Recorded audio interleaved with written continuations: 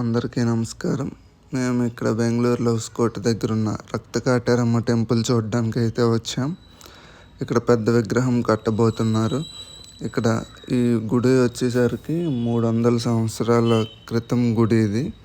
ఇది చాలా ఫేమస్. ఇక్కడ మర్రి చెట్టు కింద అమ్మవారు వెలిచారని చెప్తూ ఉంటారు. అక్కడే మునీశ్వర స్వామి ఉంటారు.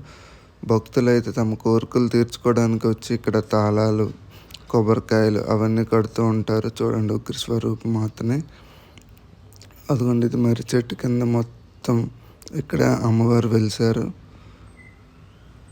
చూసారా, మొత్తం టెంకాయలతో నిండిపోతుంది మర్రి చెట్టు మొత్తం.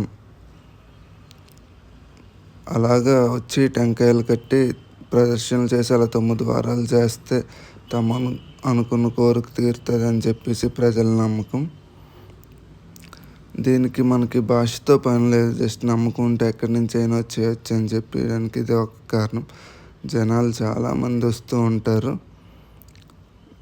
చూడండి, మొత్తం అసలు కొబ్బరికాయలతో ఎలా ఉందో, ఎలా దిష్టి తీయించుకుంటారు ఇక్కడ. ఒకవేళ మీకు అయితే మీరు వచ్చి ఇక్కడ అమ్మవారిని దర్శించుకోండి. ఆ మాత అనుగ్రహం మీకు ఉంటుంది. జై శ్రీ మాత్రాయ నమః.